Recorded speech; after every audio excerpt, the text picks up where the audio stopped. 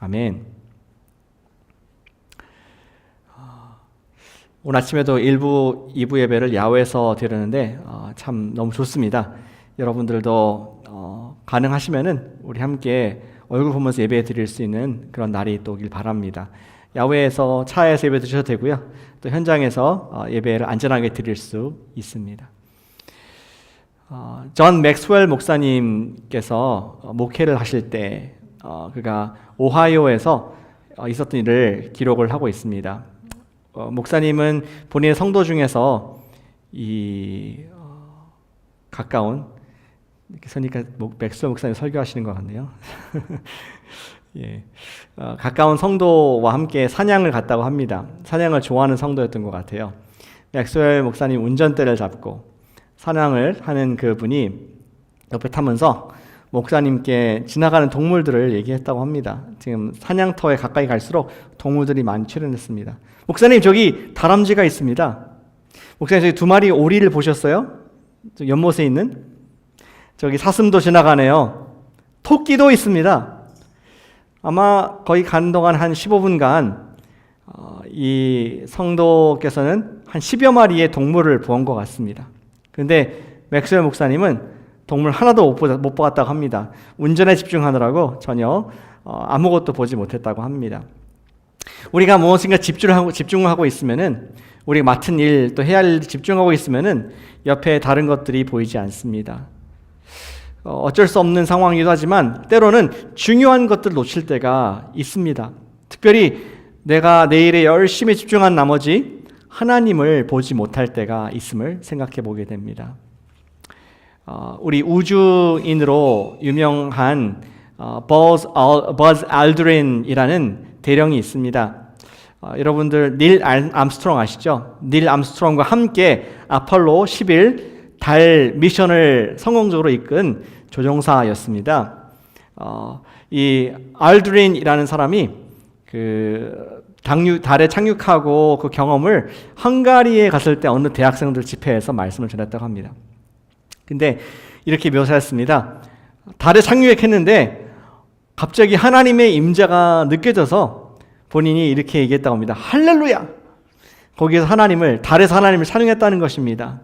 그리고 거기에서 인류 최초로, 모든 게 인류 최초겠죠. 그때는 성찬식을 혼자, 이분이 장로님이기 때문에 성찬식을 달에서 한 그런 멋진 경험을 얘기했습니다. 근데 그 강연을 듣고 있던 한 대학생이, 헝가리 학생이 질문을 했습니다. 대령님, 소련에 있는 가가린이라는 사람은 그 사람도 우주인이고 우주에 최초로 올라간 인류인데, 사람인데 그 사람은 하나님을 보지 못했다는데 당신은 어떻게 하나님을 보셨습니까? 알드린이 얘기하기를 성경 말씀을 인용했습니다. 마음이 청결한 자가 하나님을 볼 것이다. 예수님의 산상수훈의 말씀을 그대로 인용을 했습니다. 예, 그렇습니다. 우리가 아무리 바쁘고 또 삶에 여러 가지 일들이 있어도 가장 중요한 하나님, 우리 예수님의 임재를 보지 못하면은 우리의 신앙은 blind faith, 눈먼 신앙이라고 지난주에 말씀을 보았습니다. 마치 운전을 할 때 안경을 벗고, 시력이 나쁜 사람이 안경을 벗고 운전하는 것은 사고가 날 수 있는 위험이 있습니다. 우리는 또렷한 시선을 가지고 선명한 눈을 가지고 예수님을 볼 수 있어야 합니다. 그래야지 우리 믿음이라는 운전을 할 수가 있습니다. 하나님께서 맡긴 사명들을 감당할 수가 있습니다. 오늘 말씀은 지난주에 이어서 우리가 어떻게 예수님을 선명하게 볼 수 있을까? 그냥 내가 알고 있는 지식적인 예수님, 혹은 예수님이 이런 어떤 은혜롭고 내 마음속에 감동을 주는 분이 아니라 또렷하게 예수님이 누구이신가를 알고서 그분의 음성을 듣고 따라가는 그러한 또렷한 인생을 할 수 있을까 하는 그러한 중요한 질문을 이 아침에 누가복음 24장 엠마오 제자의 이야기에서 찾아보게 됩니다. 어떻게 예수님을 선명하게 볼 수 있을까요? 오늘도 2가지 교훈을 본문에 찾을 수가 있습니다. 같이 따라해 주시면 감사하겠습니다. 옛날 슬픈 기억들은 예수님께 대한 시선을 흐린다. 예수님께 대한 시선을 흐린다. 옛날 슬픔의 기억들, old bitter memories들이 예수님을 흐릿하게 보게 한다는 그러한 중요한 원리를 말씀해주고 있습니다. 좀 긴 문장인데요. 오늘 이야기를 함께 보시죠. 지금 예수님께서 부활하신 그 새벽, 그 당일입니다. 그러나 오후가 되었습니다. 지난주에 여인들이 무덤에서 예수님 찾지 못하고 청년들 빛난 옷을 입은 천사를 보았습니다. 그리고 예수님을 또렷하게 보지 못했습니다. 그런데 오후가 되었을 때 오늘 세팅이 나오는데 두 제자가 엠마오라는 곳으로 돌아가고 있었습니다. 아마도 위켄드에 주말에 이 사람들이 6월절 만찬을 하고 6월절 우리 행사를 하고 자기의 집인 7마일 떨어진 예루살렘의 근교에 있는 마을 엠마오로 가는 사람들이었던 것 같습니다. 근데 이 사람들이 제자인 것을 아는 것은 그들이 했던 대화가 지난 주말에 있었던 예수님에 관한 얘기를 하고 있었습니다. 근데 갑자기 예수님께서 부활하신 예수님께서 제3자로서 세 번째 사람으로서 엠마오로 가는 길에 동행을 해주신 것 아니겠습니까? 근데 그 가는 길에 누가는 놀라운 관찰을 했습니다. 그리고 그것을 구체적으로 적어놨습니다. 오늘 읽었던 본문 바로 전에 보니까 16절에 누가가 이렇게 기록합니다. 그들의 눈이 가리어져서 그인 줄 알아보지 못하거늘. 예수님께서 바로 옆에 계심에도 불구하고 아마 그때는 팬데믹이 아니었기 때문에 소셜 디스턴스도 없었겠죠. 손을 잡을 수 있을 만큼 가까운 거리에 대화를 하는 얼굴을 보면 대화를 했음에도 불구하고 그 얼굴을 알아보지 못했다. 눈이 가리웠다라는 이상한 표현을 하고 있습니다. 어찌 보면 오늘 말씀은 그들이 가리운 눈, 좀 blur한 흐려진 시선이 예수님께 또렷하게 변하는 과정을 적고 있습니다. 그 과정을 우리가 함께 볼 수가 있고 봐야 하겠습니다. 예수님께서는 그들에게 다가와서 이런 질문을 하셨습니다. Why the long face? 영어로. 왜 이렇게 슬픔이 얼굴이 수심이 가득하냐? 왜 말처럼 얼굴이 기냐? 슬프게. 왜 이렇게 심각한 대화를 하느냐? 그 얘기를 하자 제자들이 좀 놀랍니다. 왜냐면은 지금 모든 사람들이 다 슬프다고 생각하고 있었거든요. 그 사건 때문에. 그러면서 제자들이 이렇게 반문을 하죠. 19절 말씀에 무슨 일이냐 이르되 나사렛 예수의 일이니. 죄송합니다. 18절입니다. 반문을 이렇게 합니다. 당신이 예루살렘에 체류하면서도 요즘 거기서 된 일을 혼자만 알지 못하느냐. 지금 예수님이 옆에 계신데 당신은 지금 예루살렘에서 나오면서 당신만 그분의 일을 모르느냐. 굉장히 아이러니한 상황입니다.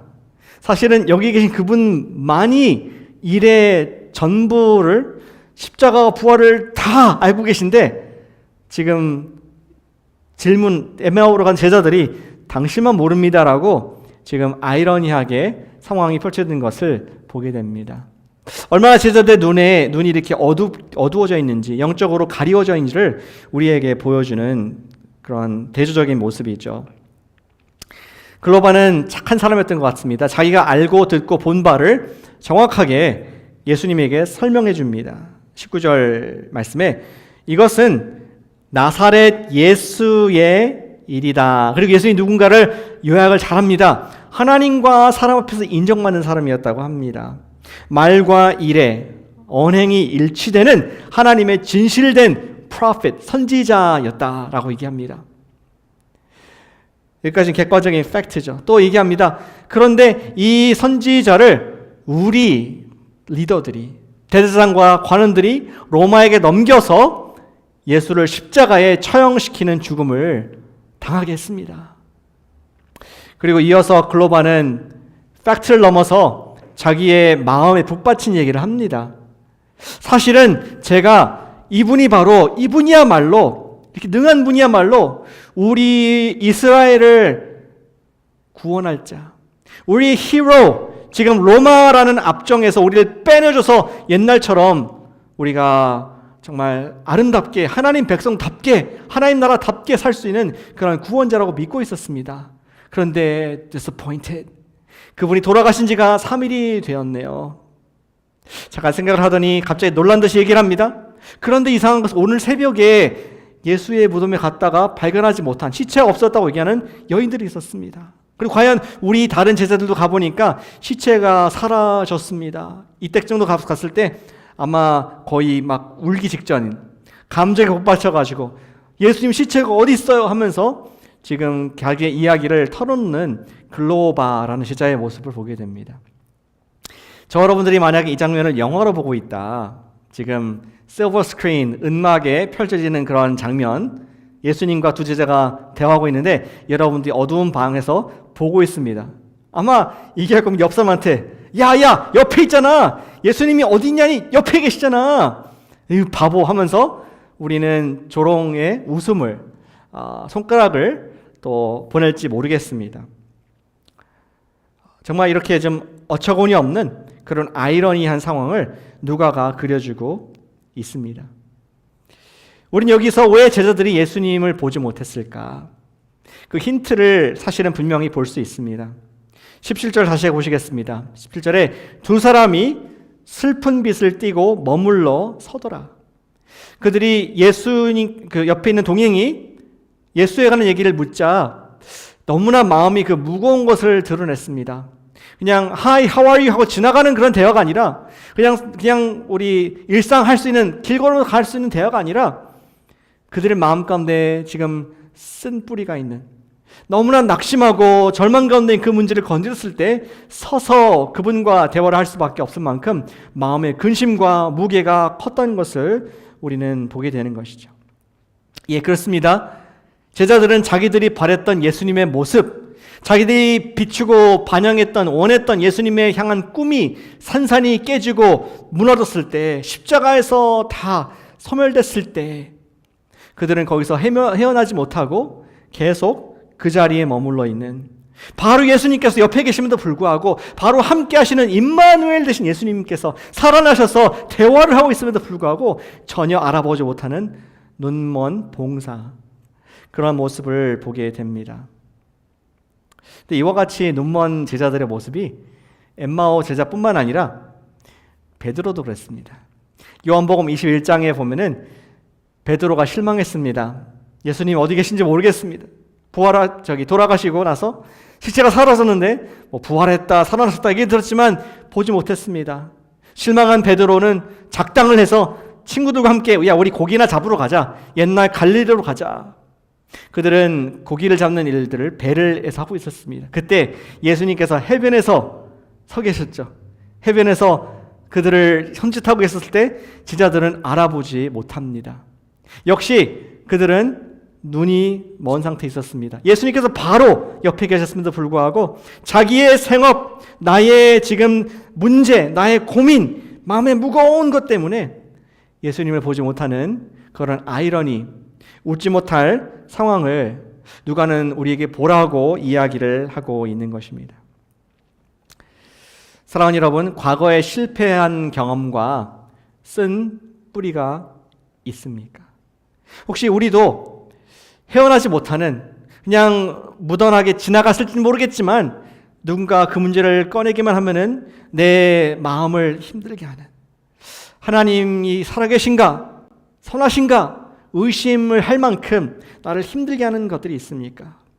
어쩌면 그것이 과거 실패한 사업일 수 있습니다. 돈을 많이 잃어버렸습니다. 청년들 같은 경우에는 내가 오랫동안 사귀었던 누군가와 헤어진 그 아픔이 있을 수가 있습니다. 또는 너무 조기에 사랑하는 가족을 병으로 잃어버리고 사고로 잃어버린 그 시린 가슴, 부모의 가슴, 형제의 가슴, 정말 계속 퀘스천 마크 가시지 않는 그러한 쓴뿌리가 우리 가운데 있을 수 있습니다. 이러한 과거의 쓴 경험들은 그것에 갇혀 있으면은 우리 눈을 멀게 해서 우리와 지금 right here, right now 함께 하신 예수님을 보지 못하게 하는 영적인 장님이 되게 할 수 있다는 사실을 말씀해 주고 있습니다. 저는 올해 초에 계획을 많이 했었습니다. 올해 2020년도가 참 희망찬 우리 미래해 2020 기대를 많이 했고 많은 분들도 그렇게 했을 거 생각합니다. 4월 달에 그 어느 때보다 정말 풍성한 우리 부활절 축제, 침례도 주고 또 우리 아이들에게 또 아름다운 행사도 갖게 해서 예수님을 기뻐하자, 이런 계획이 있었습니다. 5월 달에는 전교인 소풍, 지난 2년간 못 갔던 소풍을 좀 가보자, 이런 계획이 있었습니다. 작년에 우리 비가 왔죠. 비가 와서 실내에서 반쪽짜리 소풍을, 그래도 감사하게 했지만, 그래서 올해는 정말 우리가 비가 안 오는 날, 예상을 못하지만 정확하게 오늘도 비가 왔습니다. 근데 5월 30일 날, 31일 있죠. 5월 31일 날, 우리 30일인가 31일 날을 정해서 올해는 정말 전교인 소풍을 가보자, 그렇게 계획을 했었습니다. 6월 달에는 이제 새로 오신 우리 어린 전사님과 함께 VBS를 정말 fully 이번에도 풍성하게 해보자, 그런 계획이 있었고요. 7월 달에는 과테말라 선교, 작년에 갔던 아티틀란 호수에 다시 갈 계획을 갖고 있었습니다. 거기 목사님께 약속했거든요. 내년에 또 오겠노라. 우리가 더 잘 준비해서 현지 상황을 알았으니까 최고의 우리 하나님께 드리는 예배와 또 우리 함께 나누는 형제 사랑을 누리자, 그런 약속을 하고 왔었습니다. 근데 all stop. 생각해보니까 지난 3월 중순부터 여러분들과 함께 3부 예배를 함께 드린 적이, 같은 자리에서 드린 적이 없더라고요. 이런 것들이 쌓이면서 제 마음속에 쓴뿌리가 생긴 것을 발견하게 됐습니다. 지난달에 기도를 하는데 하나님께 좀 뾰루퉁했습니다. 하나님, 어쩌자고요? 하나님께서 시켜서 목회를 하고 있고 정말 우리 양무리들이 주님 바라보고 또 믿음으로 선교도 하고 전도도 하고 아이들도 섬기고 다음 세대 키우는 일들을 하고 싶은데 어쩌자고요? 좀 도와주셔야 되는 거 아닙니까?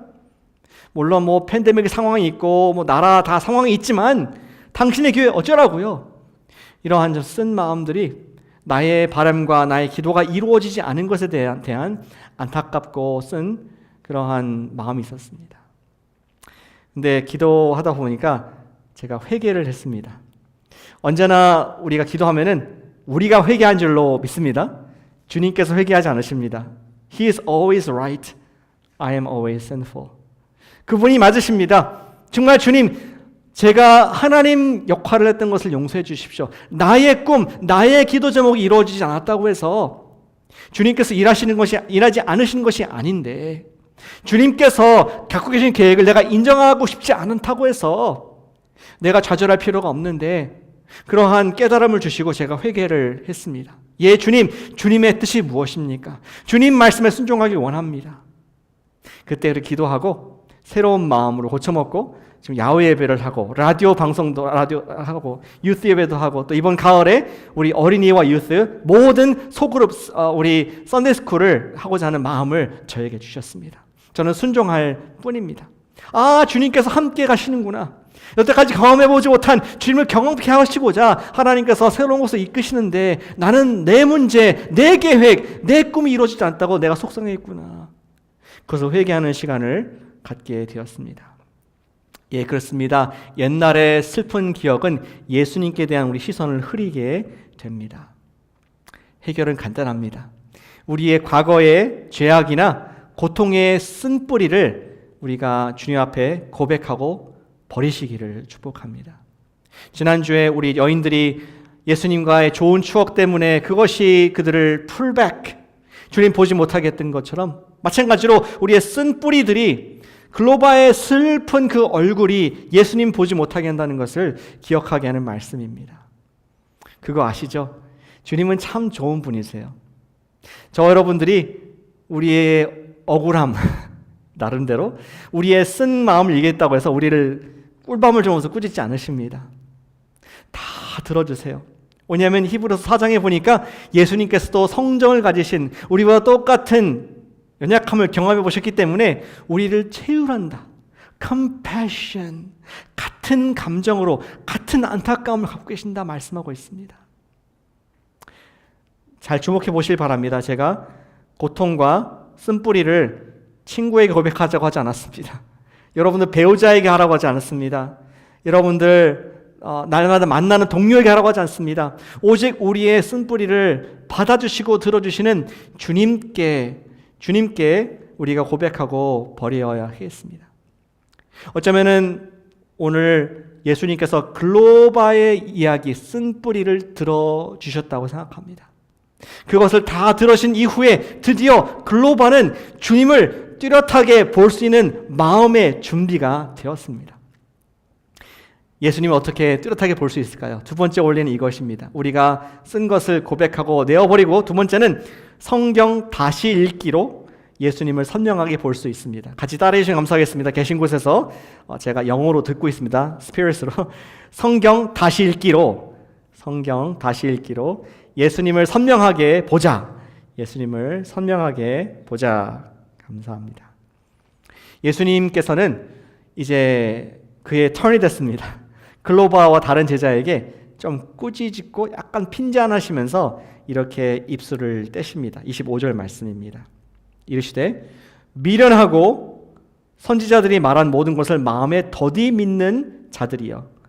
성경에 미련하다 좀 점잖았지만 이런 겁니다. 이 바보야, 멍청아, 왜 이렇게 미련하냐, 이렇게 느리냐, 왜 못 믿어 하면서 예수님께서 그들을 지금 약간 핀잔을 주시는 모습을 볼 수 있습니다. 이때 잠깐 우리 예수님께서 어디로 그들을 시선을 보게 하시는지 주목해 보시기 바랍니다. 선지자들의 말한 모든 것이라고 했습니다. 이상하지 않습니까? 만약에 지금 세 사람 대화 중인데 지금 예수님이 안 보임 감춰져 있습니다.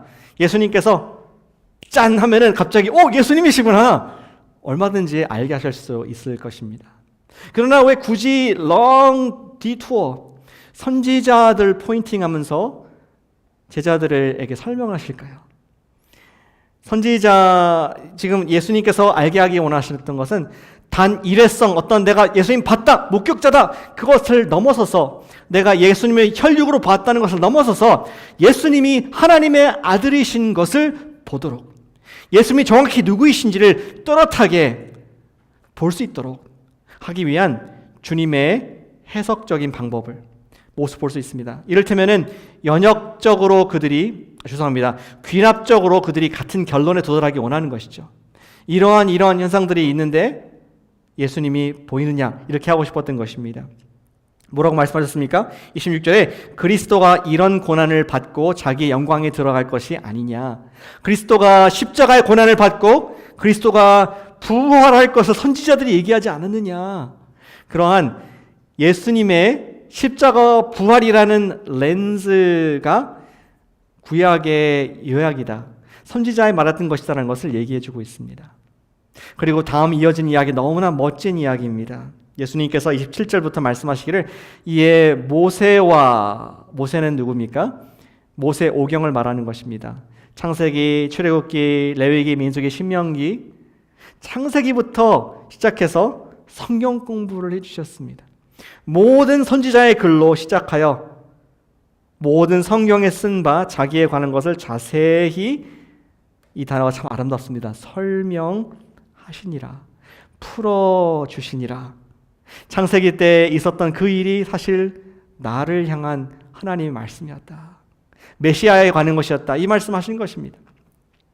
여러분들 감동을 안 받으시는 것 같습니다. 상상해 보세요. 지금 예수님 성경 공부를 인도하신다니까요. 예수님께서 지금 구약 말씀을, 본인이 쓰신 말씀을, 본인에 관한 얘기를 풀어주고 계십니다. 여러분들과 제가 나중에 하늘나라에서나 할 수 있는 그런 일입니다. 언젠가 예수님 발 앞에 앉아서, 예수님, 이사야의 27장이 무슨 뜻입니까? 여기 말한 것이 언제 이루어졌습니까? 창세기 1장에 정말 생각하고 번성하라는 것이 어떤 의미였습니까? 남자와 여자를 하나님 형상대로 만들었다는 것이 남자와 여자 어떤 관계를 말하는 것입니까? 우리가 마음껏 질문할 수 있습니다. 어떤 분 저한테 질문을 많이 하시더라고요. 목사님, 세상에 하나님이 계신다면은 왜 아까 고통의 문제가 있습니까? 그럼 어려운 거 저한테 묻지 마세요. 예수님께 직접 물어보시길 바랍니다. 근데 이러한 성경 공부를 제자들이 뜨겁게 엠마오로 가는 7마일 동안 예수님과 대화를 했다니까 얼마나 이 시간이 은혜롭고 또 뜨거웠겠습니까? 32절에 그들이 과연 그렇게 말을 합니다. 그들이 서로 말하되 길에서 우리에게 말씀하시고 우리에게 성경을 풀어주실 때에 우리 속에서 마음이 뜨겁지 아니하냐. 그들은 뜨거운 성경 공부, 예수님께서 옛날 구약 말씀을 다시 읽어주시고 다시 해석해 주실 때 그들 마음에 예수님이 과연 하나님의 아들 메시아 주님이시구나라는 결론에 도달하자 그때 갑자기 눈이 확 열리면서 당신이 예수님이시군요. 부활하신 예수님이 함께 계셨군요. 그들이 그때 놀라운 기적을 경험을 하게 됩니다. 너무나 놀라운 경험을 하고 나서 그들은 누가 시키지 않았습니다. 가서 증인되라. 땅끝까지 이르러 내 증인되라라고 예수님께서 말씀하시지도 않았는데 35절에 보니까 두 사람도 길에서 된 일과 예수께서 떡을 떼심으로 자기들에게 알려지신 것을 말하더라. 마르투스, witness, 본 것을, 들은 것을 말하고 싶어서 말할 수밖에 없는 부활의 증인의 역할을 한 것을 우리는 보게 됩니다. 제자들은 예수님을 뚜렷하게 보았기 때문에 예수님을 증거할 수 있었다는 것입니다. 우리가 살아계신 예수님을 선명하게 보기 위해서는 예수님께서 가르쳐 주신 원리를 우리가 잘 이해해야겠습니다. 누가복음 24장이 왜 있을까요? 엠마오로 가는 제자들을 위해서 남긴 것입니까? 아닙니다. 그들은 다 살아봤고 압니다. 초대교회를 위해서 적어놨습니까? 아니, 교인들도 벌써 알고 있고 들어있는 얘기입니다. 그렇다면 누구를 위해서 적었을까요? 저와 여러분들을 위해서 적은 얘기입니다. 이것은 과거의 한때 역사 이야기가 아니라 주님을 오늘도 우리가 부활하신 주님을 못 보는 어리석음을 범하지 말라. 우리가 토니 비전, 또렷한 눈동자를 가지고 예수님을 볼 수 있다. 그것을 말씀을 가르쳐주고 있는 것입니다. 요약해 보겠습니다. 그럼 어떻게 우리 예수님을 선명하게 볼 수 있습니까? 그것은 우리가 성경을 다시 읽기를 통해서 선명하게 예수님을 볼 수가 있다는 것입니다. 특별히 구약의 다시 읽기입니다. 구약의 다시 읽기란 무엇일까요? 예수님을 단순히 한때 이 땅에 살았던 역사적인 인물 이상으로 하나님의 아들로 선명하게 보기 위해서는 그분께서 이루신 부활과 십자가 사건을 중심으로 다시 again 성경을 읽어야 한다는 것입니다. 제가 안경을 끼고 있는데 이 corrective 렌즈입니다. 한쪽에는 십자가라는 렌즈, 한쪽에는 부활이라는 렌즈를 끼고 다시 성경을 보면은 전에 미처 놓쳤던 구약의 예수님에 관한 글들이 보이게 됩니다. 지금 예수님께서는 그러한 것을 봤을 때 본인을 볼 수 있다 얘기를 합니다. 과연 성경의 목적, 성경의 끝, 성경의 종착점은 어디입니까? 구약 성경의 종착점은 바로 예수님인 줄로 믿습니다. 예수님께서 그러한 분이신 것을 바울이 설명했습니다. 로마서 10장 4절 말씀을 같이 읽어보겠습니다. 화면에 있죠. 시작. 그리스도는 모든 믿는 자에게 의를 이루기 위하여 율법의 마침이 되시니라. 뭐라고요? 그리스도는 율법의 틸러스, 우리 터미널이 된다. 율법의 종착점, 율법의 모든 것을 완성하시는 목적이 예수님이시다. 이러한 얘기를 바울이 했습니다. 이 말은 구약의 제자들이 성령의 조명을 받아 특정한 역사적인 사건, 예언의 말씀 혹은 시를 썼을 때조차도 예수님을 보지 못했을 수도 있지만 예수님의 십자가 부활 이후에 성경을 다시 읽을 때 그 글들에서 예수님을 하나님의 아들로 보게 될 수 있다는 것입니다. 왜냐하면 궁극적으로 성경의 저자는 인간 저자들이 아니라 성령이시기 때문인 줄로 믿습니다. 한 성령께서 창세기부터 계시록까지 다 전체를 보시는 분께서 적어주셨기 때문에 이미 결론을 하시는 예수님이 누구신가를 정확히 아시는 하나님의 아들로 선포하신 성령님께서 예수님의 흔적을 역사서와 선지서와 시편과 잠언에 기록한 줄로 믿습니다. 여러분들은 한번 봤던 영화를 리워치 한 적이 있습니까? 다시 본 적이 있습니까? 저는 히로 영화들을 좋아합니다. 옛날에 제가 자랄 때 좋아했던 슈퍼히어로를 대라가면은 당연히 슈퍼맨입니다. 여러분도 그러십니까? 제일 좋았던 슈퍼히어로가 슈퍼맨입니까? 만약에 저와 동의된다면은 저처럼 나이가 조금 든 분입니다. 요즘 누가 슈퍼맨을 좋아합니까? 그렇죠? 요즘 보니까 마벨 유니버스라고 그러죠. 마벨에서 많은 영웅들 얘기가 이렇게 나와 있었습니다. 작년까지 끝이 났습니다. 설교 중에 이런 얘기 되나 모르겠습니다. 않습니까? 근데 2008년도인가 첫 번째 히어로 영화가 나왔어요. 아이언맨이라고. 예. 무쇠인간, 뭐 다리미 인간인가요? 다리미 인간, 무쇠인간 뭐 이렇게 번역할 수도 있을 것 같습니다. 죄송합니다. 근데 이 아이언맨이 나온 이후에 2008년도에 2019년도 작년에 11년 동안 11년인가요? 11년 동안 영화를 다 보지 않으면은 전체 스토리를 알 수가 없습니다. 너무나 긴 영화입니다. 긴 드라마 같은 영화입니다. 근데 마지막 그 작년에 나왔던 영화 마지막 장면에 그런 모습이 있습니다. 우주 악당인 타노스를 이제 그 아이언맨이 무찌르는 장면입니다. 마지막으로 손 하나 까딱하면은 이 악당을 완전히 제거하는 장면인데 그때 명대사를 하죠. 뭐라고 합니까? I am Iron Man. 내가 아이언 인간이다. 내가 무쇠 인간이다. 이렇게 얘기를 하고 멋지게 딱 끝납니다. 근데 옛날 첫 번째 영화를 보니까 이해가 됩니다. 첫 번째 영화에서 히어로가 처음 탄생할 때 그가 기자회견하는데 바로 자기의 정체가 내가 아이언맨입니다 했던 그 얘기가 끝을 아는 작가가 끝을 염두에 두고 그때 했던 말이구나 이해가 되면서 다시 보았을 때 전에 못 봤던 뉘앙스들과 힌트들과 또 그 저자의 의도를 파악할 수 있는 것이죠. 성경이 비록 허구적인 영화 같은 얘기는 아니지만 성령님께서 같은 한 작가, 한 감독이 쓰신 하나님의 구속 역사로서 전체를 보시는 분께서 우리 끝을 예수님께서 구원을 이루실 것을 아시기에 곳곳에 예수님의 흔적을 기록해 놓았습니다. 이를테면 이런 것이죠. 마태복음 2장 15절에 보면 이런 말이 있습니다. 마태가 예수님께서 지금 예수님, 어린 예수님께서 헤롯 왕을 피해서 애굽으로 갔는데 애굽에서 내 아들을 나오게 하리라는 말씀을 이루었다. 나사렛 돌아가셨다. 나사렛으로 그런 말이 마태복음에 나와 있습니다.